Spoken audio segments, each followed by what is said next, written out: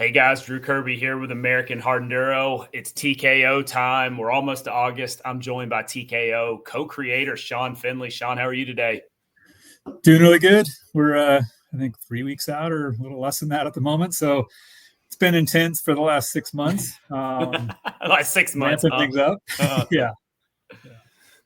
Well, so we're getting down to it. It's like you said, we're 3 weeks away. You and I were talking before. There's some changes. A lot of stuff is similar. I guess, first of all, let's talk about it's the 15th year of TKO. Lots the same, lots different. You and Eric Pernard created it, obviously, 15 years ago.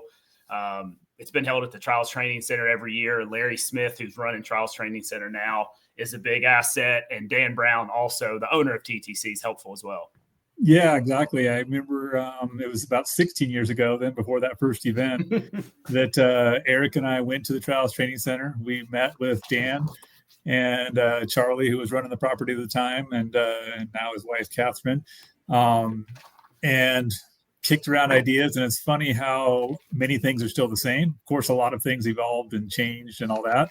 But the race format is actually pretty similar. We kind of came up with something that I know we have some people that love the 4 to 6 hour grinders, marathon thing. And Eric, he founded Endurocross back in the day and kind of wanted something more of like an outdoor Endurocross. And that's where we came up with the knockout format with the idea of kind of re-racking everybody and having a bunch of small, exciting races. At the end of the day, the pros still end up racing, over 3 hours when it's all done. So it's still a pretty intense thing. It's a lot of high intensity races that adds up to 3 hours though, rather than, 3 hours of a marathon. Well, and it's crazy because, TTC isn't a huge property. And so luckily the layout lends itself well to some really close, good racing, spectator friendly, close to the pits and Yeah. I mean, last year was a great example of that. The multi-lap, main event course was Tristan and Manny just went at it back and forth. That uphill was insane. It was super cool. In fact, Manny made the pass by straight lining it from a really difficult line and making it and cleaning it. If he hadn't made it, Tristan would have got his fourth win. So super cool. Well, I swear it seems like 5 years. It's been so dry. And I was thinking back to some of the video from last year, and it was that whole valley was kind of dusted out. So we're going to have a wet one. Any predictions? I mean, a part of me wants it to be so wet. Historically, in those 14 years we've done it, we've floated around early August to one time we actually did it on the holiday weekend, that first weekend of September. All the rest of them, though, have always been in August, but we've pushed it to later August. And looking back in history, when we're earlier in August, something about those couple weeks earlier somehow tends to bring more rain. So we'll see. We are a little bit earlier again this year, and the reason being is the ISDE is happening in Italy on what was our normal kind of third weekend of the month date. So that pushed us forward a little bit, a couple weeks ahead of where we would have been.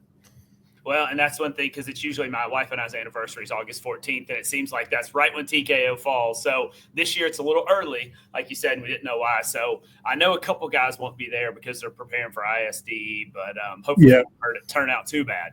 Yeah, I think, I know Chase Landers, who had a pretty awesome ride last year in the amateur class. He I know is in ISD, but all the top main guys, don't really compete in that. Cody Webb did it once, I think, a long time ago, but yeah, we don't really have too many of the guys that are doing ISD that race TKO anymore. What's going on, Will? Welcome to the podcast. What's up, Sean? What's up? Nice for you to pull out the classic hat there. Awesome. Like that? Yeah, I'm sweating so much that it's like 1,000 degrees outside right now, but here we are. Cool. Yeah. Good to see you. Well, so we were just talking about some years past, and one thing I told Sean that was pretty cool off air was the throwback video you guys have been putting together. And like the first years, like we weren't there until I think 2014 was our first year. And like all the guys used to ride 4-strokes. I didn't even realize that until seeing some of those old videos pop up. Yeah, it's cool. Mike Brown won the first 2 years on KTM 4-stroke. And Cody was on a beta 4-stroke those first 2 years.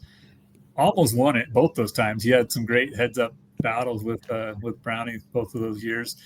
And then finally, when Cody did win it, in the third year we had the event, was when he was actually on the beta 2-stroke. He kind of at that point there was still quite a bit of 4-strokes though. In fact, Taylor Robert was actually on the podium that year on a Kawasaki. He was still riding Kawasaki at that time. So there was still plenty of 4-strokes for a good 5 years in. One of the cool stories this year is we'll have Johnny Walker come in to race again, and he'll be on the Triumph 4-stroke. So we'll see if he can put it back up there on the podium again. Well, what's interesting is Cody Webb, he raced the 4-stroke, I think, at Silver Kings, not Donner.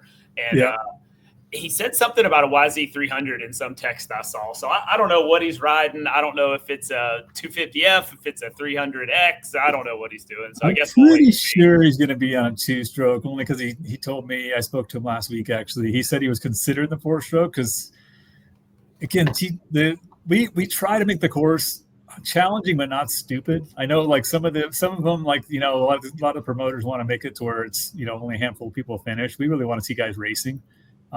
It's cool to see guys do that really hard stuff. It's just that our idea is we'd love to see guys head-to-head racing, and when it's really hard, then typically is not what happens. Because of that though, Cody was thinking maybe the 4-stroke wouldn't be a bad choice for this one. But in the end, he said he just didn't really have enough time to do some further development from what he learned when he rode it at Silver Kings, a month ago. I gotcha. Well, you sent me the list of all the past winners, and Mike Brown won the first 2 years. Cody Webb won, 6 in a row, 1, 2, 3, 4, 5, 6. Then Manny won. Did Taddy Blue Zuziak never win? He never won. He rode it the very first year.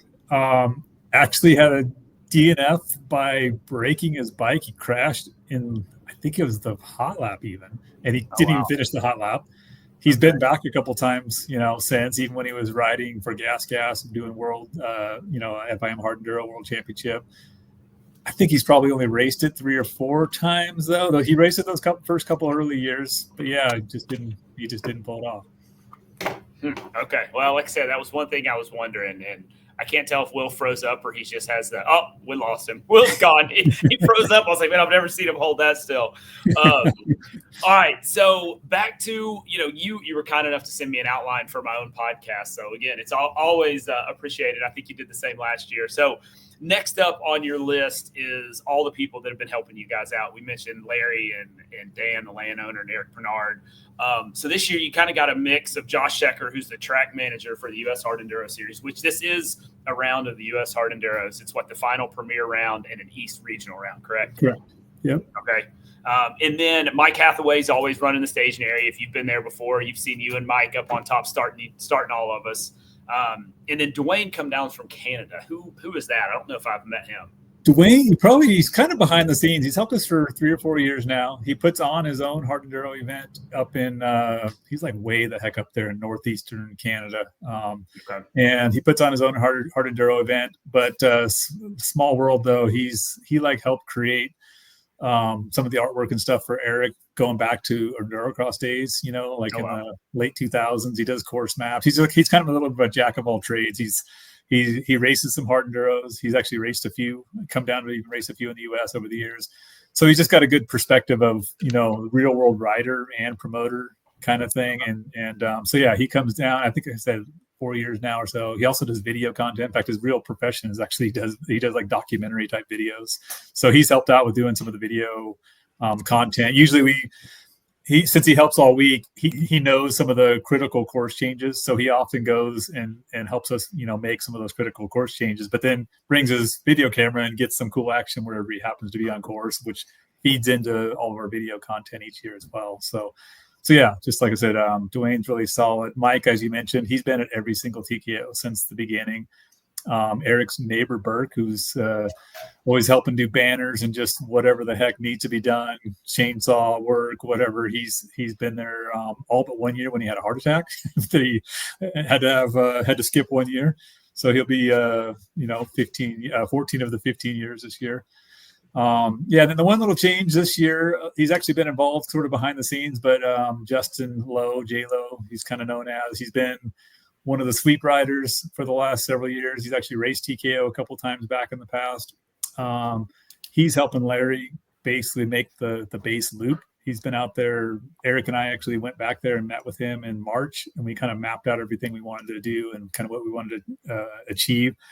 One of our goals was to make the course a little longer and a little harder, just a little bit harder, but especially Loop 2 Amateur Saturday, race 2. We've already kind of mapped out some of the stuff there. We really want to see that race be like, a little longer than it has been. And it would have been these last few years, except for the dry conditions, so we're going to plan it as if it's dry and be able to remove stuff if needed, if it's not, makeable when it's wet. So that's the plan. All right. Well, you jumped ahead because that was one thing you had in your outline, and I moved it down because I thought that was a pretty big announcement. A lot of people around it where we are know J-Lo, and he called me and was gung-ho after TKO that he wanted to lay out the amateur course and he wanted to do a better course. And I guess long story short, he's doing it. And like I said, he's doing the base course. Larry's done it the last few years with some help. It always takes actually a lot more help than most people realize to map out 15 miles worth of course out there. J-Lo's done the bulk of it, and he's had some of the other guys that are the sweep riders have been out there helping him. Our big thing that we've done, and going back to even when Charlie used to do it, is that when Josh and Eric and all the rest of us we'll show up the whole week before on Friday. We really focus on adding the harder sections, so that 15-mile loop is really the base loop that gets you around the property. But then we go in and add extra stuff. That's where Josh is really helpful, is his experience with doing all the other events. He kind of knows what's the level that, that's the right level. So we'll add that kind of stuff and kind of plan out all of those different knockout rounds, So what are we going to run on Saturday morning is kind of that base loop. Race 2, we add in some of the hard sections. By Sunday morning, there's even more hard sections. By the second race on Sunday, even some of the gnarly ones. That's where like things like the walk in the park and things like that we typically try to create at least three or so of those kind of fully new, unused sections, So that's where that section came from a few years ago. We've done it forwards and backwards and all kinds of different stuff. And now we'll look for three or four more things like that we can add this year that we've not used in the past. Okay, well, let's jump back in line before we go to all that good stuff. So This year, like I said, it is part of the U.S. Hard Enduro Series. It is not a FIM World Round. I know they had some issues; things fell apart and then got put back together. But Manny Lettenbecker will be here, Billy Bolt, and like you mentioned earlier, Johnny Walker. Yep, super happy to have those guys. They've all raced it in the past. In fact, Manny's won it twice. Billy's won it once. Johnny's been on the podium in the past. In fact, one of the ones we just did a replay on, or one of those look backs on, I think it was 2014 was the first year he came over, and he was on the podium that year. He was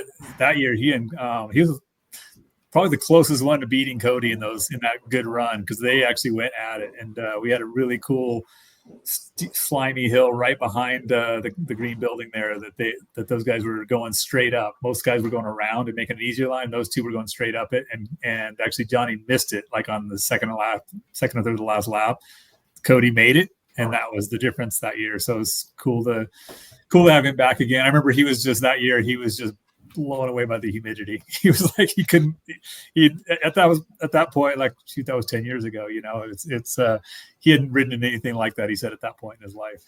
Well, I think that was our first or second year, but I remember Johnny got to the top of one of the hills, and they were both riding for KTM at the time. Will, you and I were right there, and he like stopped, roosted Cody, and then took off. And it was like the biggest drama, and we didn't know everyone like we do now, but we heard there were some hurt feelings over that one. Cody was pretty pissed. I don't remember that one. Did Johnny do it to Cody, or did Cody do it to Johnny?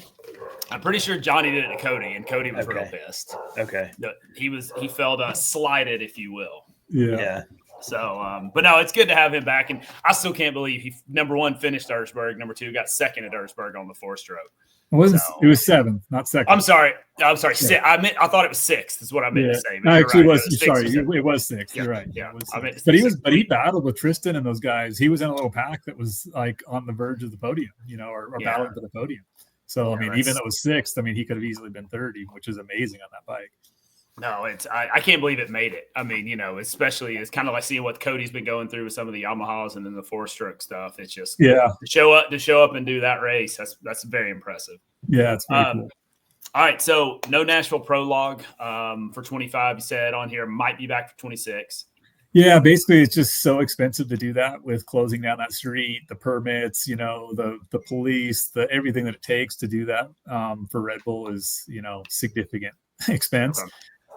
The cool thing is they are very into it. We've actually alternated years, and they've said they want to do it again next year. So it's a cool way to showcase the event. It's for us, it's a lot of work to cram that in on a Thursday, as we're leading into the TKO weekend. It's tough for the riders, that are going up there and riding competing in it as well. But I do think it's a cool thing to showcase the sport at a high level. It gets so much video coverage, all around and everything. So yeah, hopefully we can do it again in 26. Yeah, it'd be hard to pass up the opportunity to go ride on Broadway in downtown. Yeah. I mean, yeah.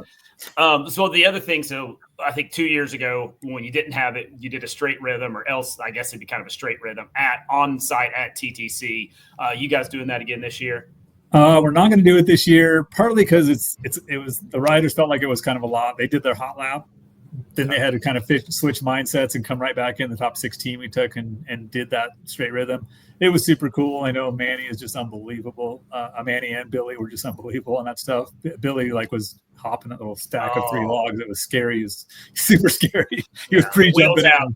Yep. Yeah, it was insane. And a few of the other guys started doing it too, which was pretty scary looking. Johnny, I remember, was super impressive that year as well. But yeah, they just felt like, we too felt like it was cramming a lot in there. So we're really going to focus on that hot lap and just kind of pump that up as the way to wrap up that Saturday. So after all the Saturday, the 2 rounds of Saturday amateur competition, like normal, top 30 amateurs roll into the pro class. They then get the chance to ride that hot lap behind the kind of pre-qualified and pre-entered pros. And so it ends up being about 50, 60 guys that get to ride that hot lap for the pro hot lap. That'll basically wrap up the Saturday competition. Then we'll roll into, Sunday morning with 3 rounds of racing. Okay. Are you doing an LCQ for the guys that don't make top 30 that are right outside it, or? Yeah. So we will do that on that, on that straight rhythm course. That's my zone right there. Yeah. So we'll do that again. So, the good thing there, that's the last person to make it in. It's kind of not interfering with the rest of the racing. I think really, like I said, the pro guys, they all once, as soon as there's like a gate drop for that thing, they all race hard. But yet they've come all the way over here to the real race on Sunday, and they just feel like it's a little sketchy, So that was part of the reason we decided to not. I get it. Yeah. And I knew several of the guys. I think the one year Tio and Graham were here, they didn't go to Nashville because it kind of didn't pay anything, and it didn't. And I think it paid something, but last year, because it wasn't part of it. It wasn't points for the championship. So exactly, they feel like they've come all the way over here, and they don't want to risk the real race where their points are on the line. All right, so let's go format-wise. Still doing the Friday amateur hot lap. Says on here you guys have extended it. There was some drama. I don't want to say drama. There was some strategy being played last year because it's open from 1 to 6. So now we've got 5 hours to get your lap in. So do you have to go during your scheduled time? What are we setting out there? We give everybody a sticker so that you're supposed to go in your hour blocks and all that. But there is a little bit of strategy if you kind of watch what's going on. You can kind of go at the end of the hour. And I think I saw you do that last year and get a cleaner lap than you would have possibly. Well, I didn't get a time either, though, so it didn't pay off. But we also added an hour because with 500 participants, call 450 when you take the pros out, but 450 people to cram into that time period, it gets a little tight sometimes. So that's where we do want people to kind of come on their hour just so we don't have 400 people that all show up at 1 o'clock and try to cram it in. We will though, and we've always done this. We try to spread it out. We actually have radios with some of the crew out there on course. If we start to see bottlenecks that are going to interfere with the next guys coming, we stop, having people go. Because the goal is to really use that to properly get people aligned, in their, fastest guys first, basically, guys or girls, as we've seen in the amateur, side. We have some of the women finish top 20 overall in that hot lap, which gets them a good starting position. And that is one thing we do a little different than some races. We don't line the people up by classes. We feel like there can be slower A riders that could be in the way of the faster B riders. And so therefore we have done this ever since we've been doing the hot lap, which is a good 6-7 years now, where fastest 6 riders are on row 1, the next 6 riders are on row 2. That's actually what caused a little bit of the drama on staging for race 2 last year, is the scoring. The U.S. Hard Enduro scoring team didn't fully grasp that, even though we talked about it a bunch. Unfortunately, they were trying to line people up by classes. People realized that they should have been on row 1, 2, or 3, and they were getting stuff back because of the class farther back. And that's what we finally sorted it out and got it done properly. But it took a lot of manual work to do it, because that's not what they prepared for. But that's something, like I said, we've done that for a while because we just feel like it's the fairest way for people to earn their starting spot. We do have the goal of trying to make that hot lap course a little longer, therefore make it a little more representative of who's going to be the fastest people. I did see sometimes I had one vet guy who got hung up in it, started way back, moved way forward. You know, he was mad about not starting further forward, and was like, well, his hot lap time kind of ruined it for him. So we're gonna try to, like I said, make that course a little longer, a little harder as well, to then and give the extra hour to try to make that be a little fair for everybody to get a clean lap. Well, and that's one thing, that plays into is it going to rain? Because if it's dry, but then the more it gets ridden, the slicker it gets. So, there's a whole bunch to it. But yeah, there is definitely some of that. So you said 500 people, maybe 450. How are signups going? We're closing in on 400. I think it was 380 when I looked at it last night. We were slightly ahead of where we were last year, though, and we ended up with 524 riders last year. So we're kind of down to that point where most of the people that are going to pre-enter seems to, like, they end up pre-entering. We'll probably get another 30 or 40 here in this next week or two leading in. But then there just seems like there's, like last year, nearly 100 people showed up and entered on site. It's a pain in the butt for us, honestly, because it's just more work for this crew to get everybody lined up. In fact, we're really pushing for everybody, like the number plate stickers that we do, the Red Bull number plate stickers that go on the front of the bike. If you want to have your number, have your name and number on that, we actually need those. Anybody that's not pre-entered after this Wednesday probably won't get that, though. You'll end up with a generic one. So that's kind of a good reason to try to get entered this week, because that's kind of a cool souvenir to stick up in your garage after the event. Well, that was kind of what I was leading into. If you get it by this Wednesday, because used to be only if you're a pre-qualified pro, you got to pick your number and have your name on it. Yeah. So it's pretty cool. Yeah, and as part of this, you can request a number through U.S. Hard Enduro, because you do have to be a member, because it is a points-paying event for the series. So even though we're doing our own little bit different thing on the scoring this year, you still have to be a member. Anybody that already is a member, you have your assigned number, so you don't have to do anything more if you already are a member. If anybody has not raced a U.S. Hard Enduro event this year and is not a member, you can request a number. And it may be taken already because of other people already signing up, but you can request, I think, 3 numbers and get a number assigned.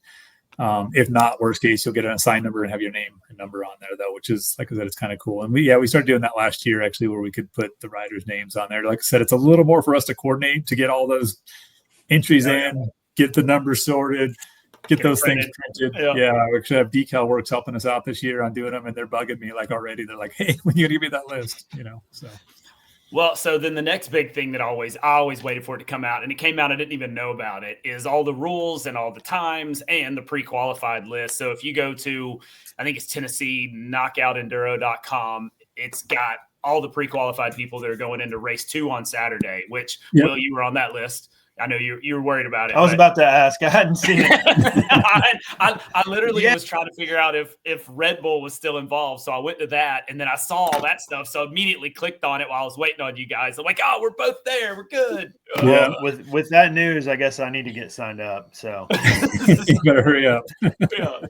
Yeah. And the format we last year switched to this format. We used to, prior to the U.S. Hard Enduro Championship Series and being part of the series, we used to take, back when it was, we're still an AMA Grand Championship, because technically the AMA Hard Enduro Championship is a 2 regionals, east and west. It's pouring. That's good. Just pouring in. We switched it up to make it a little cleaner, which is anybody who was top 50 last year gets in. Anybody who's top 10 in the main classes, some of the smaller classes, we basically just took a cut based on how many people participated. So some of the some of the age group classes and some of those, it only takes top 5. But if you're top 10 or top 5 in any of those classes, East, West, or Premier Championship, you automatically into that race 2. Then what we ended up implementing last year, the goal is to just get the best people straight into that race 2. The ones who race hard enduros regularly and all that. And so last year we implemented a thing too for anybody that for various reasons with injuries or hadn't raced this year or whatever. If you're top 50 on the hot lap on Friday, you also, and you weren't already in. So it's not another 50, it's 50 if you're not already in. So, that probably get us another 20 people maybe that will actually go straight to that race 2 as well. I think that's a cool one for those people who show up that have haven't raced any hard enduros, but can ride and do well on that. Yeah, like we had Chase Landers who came from National Enduro. He's like an A rider on a GNCC and stuff like that. I mean, he won the morning race, went to race 2, and had to move. The way it works is if you come from race 1, you're starting behind everybody that was already pre-qualified. So he had to pass a lot of guys. That's kind of what opened our eyes a little bit, is that, we really want to encourage some of these people who don't do hard enduros that maybe could do well to come in. And going back in years past, I mean, Ben Kelly got 4th the first year he came and did TKO. Before he was even known, before he raced GNCC XC2, he came, he's from New England, rode in the rocks. He raced Saturday. He won on Saturday, made it through all the rounds on Sunday and got 4th. And I mean, he was smoked though after riding all those races because he rode both on Saturday, did all the 3 rounds leading into the main. Still pulled off in 4th place. I think it's honestly what got him on the map with Auntie. Auntie was at that race, and he ended up getting an XC2 ride for the next year, and winning the championships, and both XC2 and XC1 now. We've had, Ryder LeBlanc came through Saturday, and then moved into the pro stuff and did well in the past. It's kind of one of the cool things, actually, I think, is it does bring people in. It's a little less kind of unknowns coming in these days as it used to be, because there's a whole legit series and more people do it. But still, we want that opportunity, like I said, for somebody like Chase Landers, who's racing enduros, doesn't race these events, to have a chance to come in and be able to possibly have a good result. Well, you've mentioned, the overseas guys that are coming. We got 3 of them, all the U.S. hard enduro guys. I saw a post today from TKO Enduro. What about Carson Brown? It said, what bike's he going to be riding? So is he coming? He has said that he's coming. He hasn't entered yet either. I think he was busy this weekend. He's he lives up in Washington. He's waiting to see what I do. He was racing. I think he was racing some of the stuff at Wash Eagle this weekend. I know he did that. I know he did that Thursday night motocross local thing that leads into the weekend and stuff like that. On a 125 stuffed into an 80 or something possibly. I don't know. He did all kinds of weird stuff. But yeah, I haven't spoken to him directly, but he said that he's racing, and that little post that I shared actually was him asking what bike should he build. I think he's actually already building something. I've heard rumors of a few different bikes. He's building a bike. It's not like last year he raced the KDX. We'll see what he's got this year. Okay, well, before we get on to the rumors and some other questions I have, sounds like we got Saturday covered. Sunday, the hot lap's going to actually be Saturday afternoon. So it'll be TKO 1, kind of standard. And then used to be top 25, went to TKO 2. It's going to be top 30 this year. Or top last 30, year. Top 30, 31, technically, with the last chance qualifier that we do in the middle of the day there. We did that last year, and it's because we started going to 20 riders in the main. And it's because we made the main event course longer. So we decided taking only 20 instead of 20 out of the 25 was kind of like eliminating only one in those groups that we do. And we decided, so last year when we did 6 and then 7 in the one group. So top, 4 out of each of those 5 groups are the ones that make it to the main. And there's still a lot on the line there too, because the 4 winners of those 5 groups end up starting on row 1, which is a big deal. It's an advantage of the main to get a clean, a better chance at a clean first lap. And the second place finishers start row 2. The third place finishers row 3 and down the line. So yeah, there's always something on the line for every one of those knockouts. Okay. All right. So format, I think that's pretty good. So you've got on here several teams coming. Obviously KTM, Husky. Let me ask Yamaha. One more thing. Oh, sorry. Go ahead, Will. Electric bikes. Yep. Have you already talked about this? No, that's after what I was going to. Let's go. No, let's go electric bike. So it's the ECR, which stands for Electric Cycle Riders E-Moto class. Yep. What do you got specific questions, Will, or you may just hammer? Yeah, I'm. So it's not a FIM race this year, correct? Correct. So can those? Oh, he locked up. Oh, we're never gonna know. Well, but I know the question though. It's on my list too. I know the question though is, can an electric bike rider make it to the pro main? And we are doing the format that we did 2 years ago when it was an FIM. Okay. So yeah, an electric bike rider. In fact, hold on, he's back. Hold on, he's back. Put him back in. Moving. Listen. I know. I kicked him out, and then he. See if he comes back up here. No, he's still gone. All right, it's probably rain. It's raining where he lives, so he has no internet, right? Yeah. So okay, so go ahead. Electric bikes. It's a similar format that we did 2 years ago. Okay. That year we set it up to where and it's the same this year, where the electric bikes start behind the pros on Sunday morning. Behind the pros when they're doing their, basically their first knockout round. Okay. Start behind those pro riders. Like I said, there's about 50, 60 riders, 30, 31, counting the LCQ, make it to that next round. So the electric bikes start behind them on adjusted time, which this happened 2 years ago. Spencer Wilton was like 24th. Yep. He then integrated into that top 31. Okay. Same thing this year again, because it's not an FIM event where we're with the AMA, typically it needs to be a separate class, but then going into the main event format, they can be integrated in. So yeah, electric bike riders, if they can earn a top 30, could make it to that round. If they could be top 4 in their groups, we could have an electric bike in the final. Okay, we've got a local guy that's been training hard, and I think if all goes well, I don't want to say final. I think he can make top 30, because it's some of the other U.S. hard enduros. They made them start behind like the youth people, and he caught me several times. And if he could keep battery life and have enough batteries, I think he'll do well. Again, Max, right? Yeah, Max Beaupre, and he's riding. So that kind of is another thing. He was riding for Suron. You've got here in the notes, unfortunately, Suron won't be back for 2025. They've got some stuff going on. Yeah, well, the other couple of things we'll touch on in the electric bike class here, too. So we did also split it into 2 classes this year for the first time. Actually, US and Hard Enduro made 2 classes this year. So all of our classes are consistent with the US Hard Enduro Championship classes. There's nothing unique, different, exact same classes. Fits into their points and everything cleanly that way. But also what was cool is we had a lot of feedback last couple years. The first year it was kind of a run when you brung. There wasn't many real pro riders, and Jojo Tool and a few guys that have raced pro were in there. But then the next year Spencer Wilton won. He's made the main before, so we had we basically started to have Noah Keppel race last year. He was 4th at TKO in the past, so he raced an electric bike on an electric motion last year. So we basically split the classes so that some of the other guys that just want to come here and have fun and have a chance at getting like a top 3, amateur riders, basically they could do that. So that makes sense, like I said, being consistent also with the US Hard Enduro.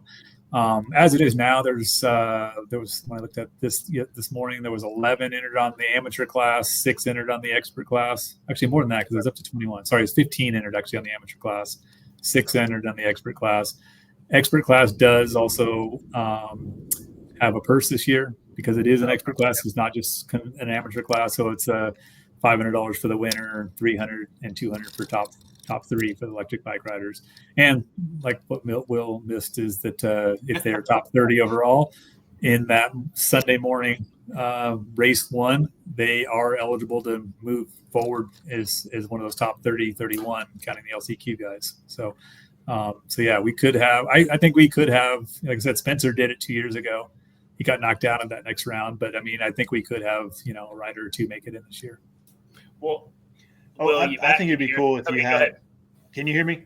I just think it'd be cool if you had a rider on an electric bike make it to the final, because it would be the most loved and the most hated motorcycle to ever get there. So I just want to see the crowd's reaction. It's like so true. So true. So we got a good chance of having a 4-stroke, several 2-strokes, and maybe an electric bike. Well, do it. And Max, whatever Carson Brown's riding. Exactly. That is true. Max and I've had several conversations. I said, if you pull up behind me and blow the horn, I'm just throwing my bike down and fighting. I mean, we're not having that. So, it's true though. It's polarizing. I mean, as far as people love them or hate them on electric bikes. I mean, I have to say we've used Sean actually has let us use some bikes for the last few years for laying out course. I'll tell you what, for pure fun of just riding the course and not having to worry about the clutch and all of the stalling and all that, they're a lot of fun. But they're also pretty darn capable. I mean, right. I actually think I can make some stuff. They're trade-off. You don't have a clutch. It's not the exact same feel.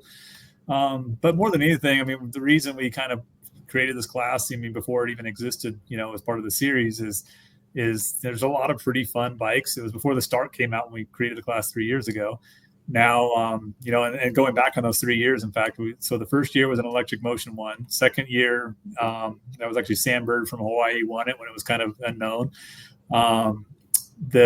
He's a really good rider. That's a top vet rider. And then the next year was when Spencer, who's made the main in the pro class, rode an electric motion. He won, made it into that top 30 overall. Got knocked out in the elimination round after that. And then he won last year on a Stark, so it's funny. The Stark, it's a pretty capable bike, but it's a pretty heavy bike too. So some of the over half the bikes last year were on Ultra Bs, and they're pretty, like I said, they're pretty capable. They're a little smaller, shorter. They're actually a little easier to ride for some people on the gnarly stuff. So yeah, the electric bike should be cool. I mean, we have, like I said, Suron, there's some changes going on with the U.S. distribution. They've been a sponsor the last couple of years. So unfortunately, they're not going to be there officially unless something changes in the next couple of weeks. They have sent people from the factory in China the last few years, though. So I'm kind of hoping we still hear from them maybe, and they show up and maybe bring some demo bikes again like they've done in the past. But we do have RFN, which is another electric bike manufacturer. Sounds like Zero, which actually has some new bikes coming, which are kind of in the Ultra B realm. Looks like they're going to bring maybe a couple bikes that people can ride in the demo area because we create the little electric bike demo zone. So yeah, I think there'll be a good little buzz around the electric bike scene again. Like I said, 21 entered when I looked at it this morning. We've had almost 30 last year. We had, that's kind of our goal would be to have more than the 30 we had last year. Well, is Spencer Wilton signed up? Let's start there. He's not actually. And I actually texted him last week and he goes, I haven't made a plan yet. He's like, I'm not sure. I don't know. He does a bunch of video stuff these days. I don't know if you follow that. He's my son does. Yeah. Yeah. He's doing all kinds of crazy stuff, riding Harleys in Moab and jumping bikes and backflipping bikes and all kinds of stuff. So I think he's kind of gotten pretty involved in that. I won't be surprised if he shows up, but as of last week, he said he wasn't sure. Okay. All right. Well, I know Max is going for that top dog. So I do know we've had a few people reach out. Like I mentioned before, Noah Keppel came and raced last year, and he got fourth at TKO.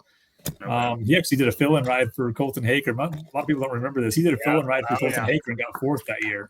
He was riding his own Husky that year, and but then having Josh actually was his mechanic. Josh Haker was his mechanic that year when he did it. So I might know who ended up with those shrouds after that race. Yeah.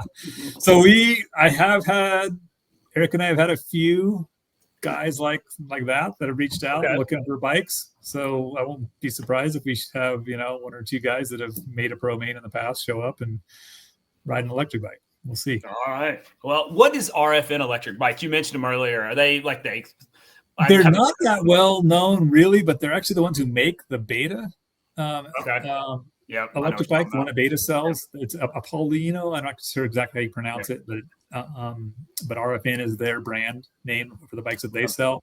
So the reason they're coming, they make that bike like basically very similar to what the Beta is, but they have a couple new models that they want to come show off for the first time at the event. So I think they're going to have some, higher performance electric bikes to show off at the event.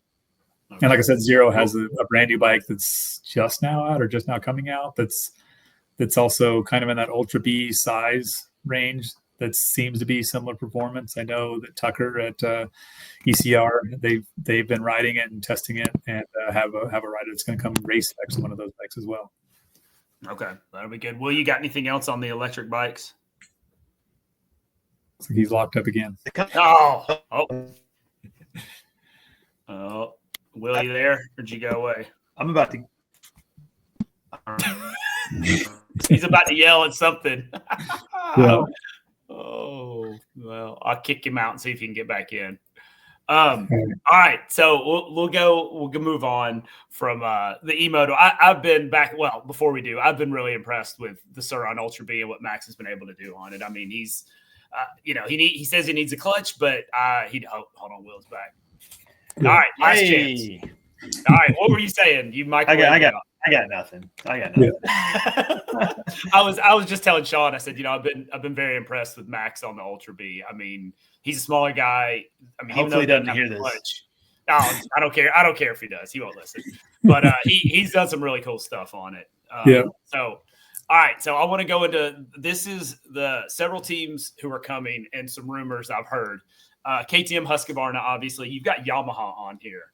Yep. I know Cody's riding for kind of Rocky Mountain, but he's doing his own thing. Rocky Mountain Yamaha, but he's doing. Yeah, it's actually the official Yamaha deal, though. I mean, he has a 3-year deal with Yamaha. Okay. Cool thing is Yamaha is based in Atlanta. Okay. They've actually had a few of their people from their R&D department have been at the TKO the last couple of years. A couple of the marketing people have been there the last, going back 3, 4, 5 years, in fact. This year, several of the top Yamaha management and R&D people are actually they're getting a trailer and camping out and hanging out for the weekend. They're going to have one of the regional sales managers there with a couple display bikes.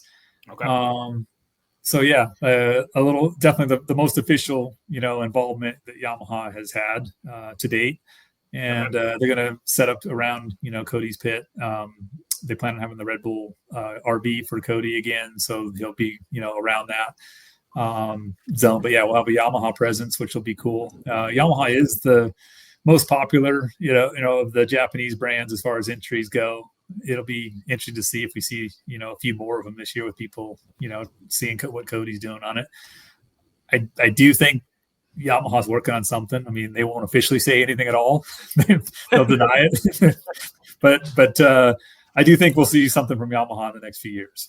Okay. Well, so are they're not gonna have a semi or anything? They'll just have no. It'll be like I said. Cody will have his pit, but they will have they'll have one of the regional sales managers there with the display showing off some bikes and stuff. All right. Any word about any people from a green company, Kawasaki, coming? I have not heard of any coming this year. Okay. This year. Oh, okay. Yes, I've not heard of anybody coming this year. So hopefully we see whatever this 2-stroke is. I've heard all kinds of rumors. Haven't seen them myself. Been asking some people and not heard exactly what it is. So they've kept the wraps on that one pretty tightly. I've heard someone was where they were doing 300 EFI. It was a 300 and they were doing EFI testing. So hopefully that's accurate. I would take that for sure. All right, you got Triumph on here. Is that just because Johnny, or is there going to be more? Yeah, it's an official. It's an official Triumph. He's Triumph factory rider worldwide. Okay. They've given him the green light to do it. The cool thing is their motocross race facility is just south of Atlanta. Yep. Cody, I can never pronounce his last name, but Cody R. We always kind of call him. He was Cody Webb's mechanic for many years, both at KTM and then at Sherco. He is actually coming to be to help out for the weekend. So yeah, they plan on having a full setup with a van and everything. So yeah, it'll be a closest they want to have to an official factory Triumph effort. Riehu's got, of course, they've got a U.S. team. Rachel Gudich is actually coming to race the women's class as well. She doesn't normally race all of them, but yeah, she's planning to come. Louise Forgeley, I hear, is maybe on a different brand of bike. I'm planning to come. So I'm not sure if I can say that publicly what that is, but I've heard it's not the blue bike she's been riding for the last couple of years. So you're getting warmer. I've got 2 more on here that you didn't put Sherco on your list of teams. So any word from the new U.S. distributor? I'm actually waiting for the final confirmation as far as what they plan to, as far as participation level. Obviously, Will's still riding a Sherco. I've been told he's still going to be riding a Sherco. He has, 8 podiums this year on that bike. It's actually the best year he's had. So pumped to see, Will coming into this. He's actually got a shot at second place between him and Ryder, actually, between, and then Cody Webb as well. Like those three guys are all very tight for second place in the championship right now. Tristan's got it locked up, for the series, but those three are still pretty tight. So yeah, I haven't got the official. That's actually why I didn't add it on there, but I do know that Will's planning to be there, and I'm pretty sure that we'll actually have some of the new management, ownership team probably there as well.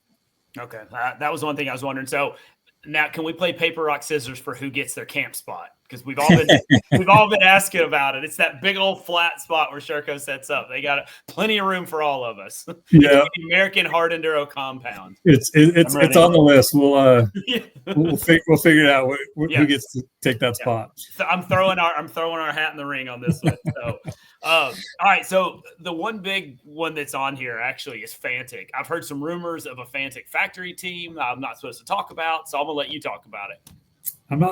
I was told that there's going to be some people racing some Fantics. Okay, I hadn't heard that. Okay, that's more than I heard. They're doing pretty well right now, in fact. So. Yeah, I've heard one of them, so I like that. All right, so they're going to be at TKO on them.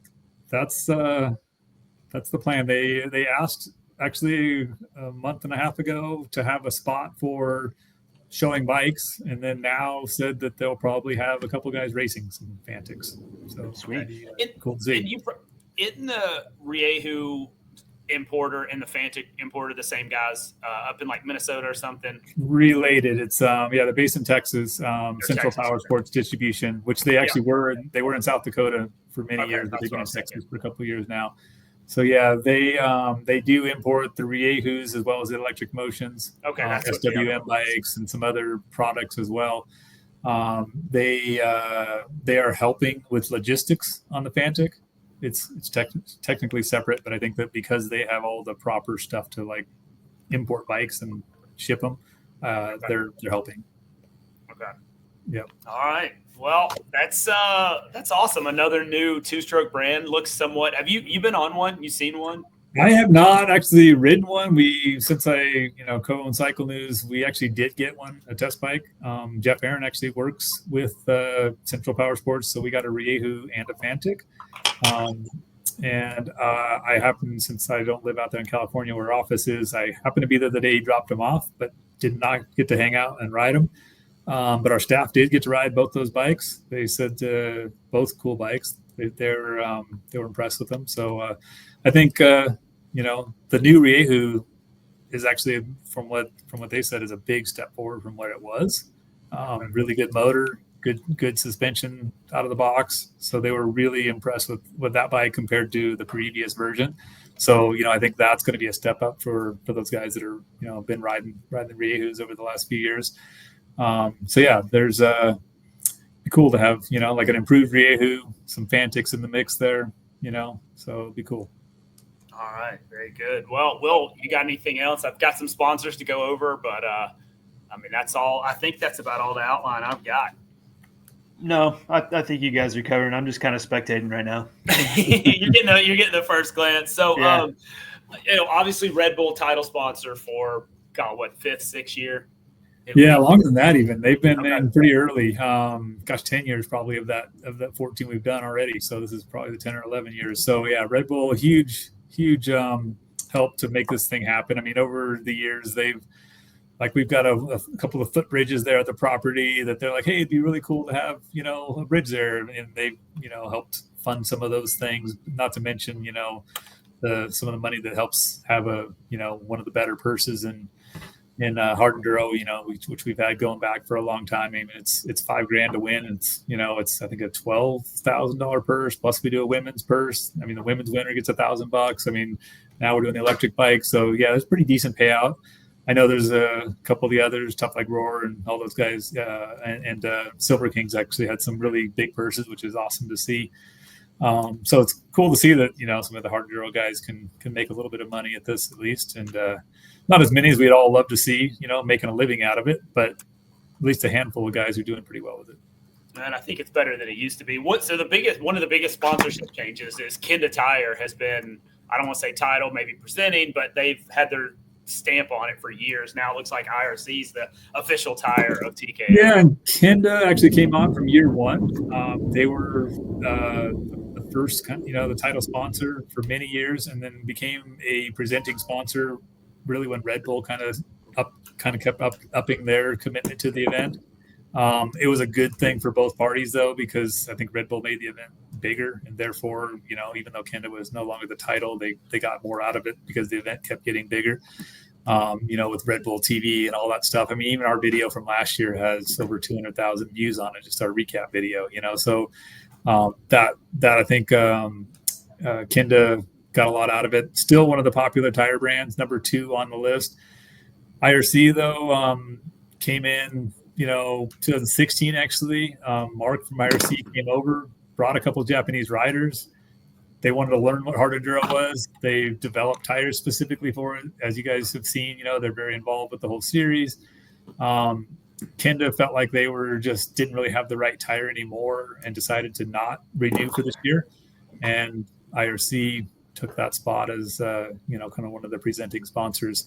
But yeah, we got to thank Kenda for many years of making it a really good, like helping as developing tires as well. I mean, we're number 2. Like we do a rider survey every year, of those 450 plus amateurs.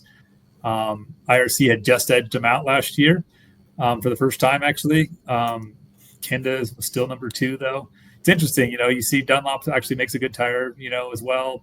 But they don't seem to, they sponsor some of the Tristan and the KTM and the Husky team. But they're not as involved at the events as IRC is now and Kenda was in the past. And I think it's cool to see that those guys have developed good tires. They're competitive, But yeah, like I said, it's great to have IRC stepping in this year and helping kind of replace that spot where Kenda was. And then USWE, which is the hydration packs that a lot of the guys use. I mean, they've been a sponsor now for about 4 or 5 years. A lot of the top riders. I know Cody and Tristan and Billy Bolt are all using them. Last year, over half the riders were using a USWE pack, hydration pack. MotorX has come on in the last few years. Also, one of the most popular oil brand amongst our participants, which is cool to see. Fox Racing Apparel, which has supported Manny for a long time.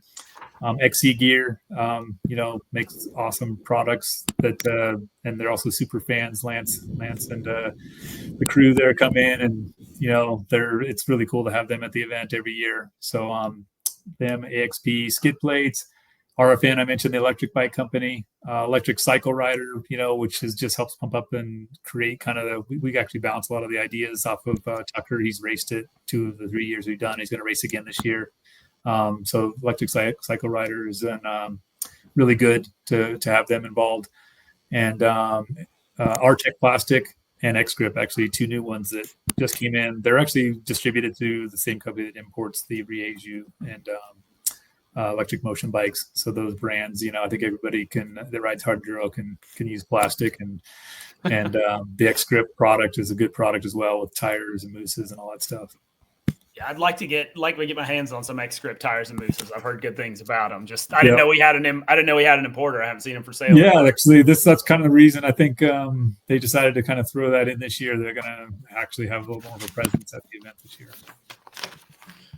Well, I'm excited. As Will likes to say, it's favorite weekend of the year, and we've got hopefully a big week leading up to it. Y'all be down there working. I think some of the boys are coming in town to do some pre-riding up here. Some riding up here. I guess it would be pre-riding. Yeah. Can't ride at the TTC facility. No, Cody's been kind of venting a little bit about that lately. No, well, what's so funny is Farringer was wanting no pre-walking at a lot of the hard enduros because he couldn't get there till Friday night, and so he's the working man, and now Cody's feeling a little bit of that too. So. Yeah, he's a working man working on his own bikes a lot now. Yeah. That's actually Trials Training Center. In fact, now, I mean, back when Sear was running some events, there used to be a few other events at the property, but there's nothing else really that happens at the property, which honestly, I think I like that better. It gives us a little more level playing field for everybody when it comes in. And yeah, there's some advantage to people who've done it before, but it's still pretty fresh for most people. No, absolutely. So, Sean, you got anything else? I appreciate the time. We're almost an hour in. I think we've covered everything. I mean, the website, like I said, go check out the website for schedule. Get signed up before Wednesday. Yeah, definitely. That's a big one. If you want to have one of those cool number stickers too, with your name and number and all that on there, get that done this week. Wednesday, ideally, we really want to turn those in by Friday. We got to sort out and make sure we get it all cleaned up by the end of the week. So yeah, please get entered. Where do they go to get entered? We're doing 15 years of this thing, which is amazing. It's like, it's been a fun run, doing this with Eric and Dan and all the various people that come in every year. I mean, there's a lot of people that really bust their butts, to make this a cool event. And really, really looking forward to having everybody out there again and have another successful one for 2025. Where do they go to sign up, Eric? I mean, Eric, Sean. You were talking about Eric earlier. The Tennessee Knockout Tennessee Knockout Enduro website that you mentioned. Okay. There's the rider documents. There's a link there to enter. All the rider documents has the event schedule, the riders that are pre-qualified for the Sunday race 2. For those of you that don't know what that means, I mean, most people, we feel like have done it, but basically if you're one of the top riders, you get to skip the first round and on Saturday morning, which is a qualifier round, basically to get to that championship race 2. Still 200 riders qualify out of that, or up to 200 riders if you finish in the time limit, get to go to that race 2 and, get to race on the even gnarlier course. So, well, and is it, so, we talked about, I think it's awesome that you do the qualifying amateur hot lap on Friday and it resets the field no matter what class you're in. When it comes to the Saturday TKO 1 and TKO 2, everyone in TKO 2 starts ahead of everyone that raced TKO 1, right? Correct. So, and the reason we do that is at that point, if you didn't ride a hot lap and you're pre-qualified, you're going to start behind anybody that rode a hot lap. Yep. But anybody, nearly everybody rides the hot lap. You get, like I said, top 6 guys on row 1, next 6 on row 2, down the list. And if you're one of the ones that wasn't already pre-qualified, there's that opportunity to qualify in by being one of the top 50. So it's 100% based on your hot lap time. It's you got to put in a good hot lap. I mean, there's some pressure on that. If you have a problem and whatever, it could ruin your starting position. You would still be, if you're one of those people qualified for race 2, you'd still be qualified in, but you're going to be starting farther back if you have, some issues. But that's how racing is. I mean, you could, have an issue 200 yards in on race 2 also, and your day is kind of ruined, so it's just part of racing, but we're trying to make it as fair as possible for the best riders to earn those front row spots, to have a clean course for race 1. And we do the whole format, even for the pros, ends up being the same. When they do their hot lap, when they start on Sunday morning, it's 100% based on that qualifying hot lap from, in their case, Saturday afternoon. Fastest guy gets to go first and gets a clean track. So that's there's always something on the line. Like I said, every knockout round, even if in that case it's not a knockout, but you got to get a good run in because it kind of is a knockout. If you're 25th, you're going to have a harder time getting a good result in that Sunday morning race 1. No, absolutely. So, well, I'm looking forward to it. We'll be down there Thursday. Hopefully we'll make it back from wherever he's making the West Coast swing coming up tomorrow, right? You're leaving tomorrow? Yeah, we're headed to Utah tomorrow. Bryson's racing in Solitude at the Pro DH. And then a week later, he's racing in Big Bear, California at the National Championship. So cool. We're headed back on August 4th. So a few days of driving and then load up and head to TKO, hopefully. Hope to see you there. Yeah, for sure. Hope to see you there racing.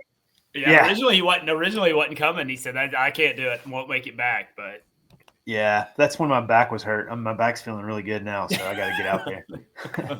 Cool. Yeah, there should be, like I said, it should be another good one. I think, we're on track to hit 500 riders again. Some of the best guys in the world going to head, even though we bust our ass all week. When we get to see those guys, take off in the final, it's really rewarding to see some good heads up racing like we've seen most of the years. So yeah, looking forward to having everybody out there. All right. Cool. Well, I can't wait. Thank you for your time. We'll see you in a week. Will, safe travels. Thank you. All right. Thanks, guys.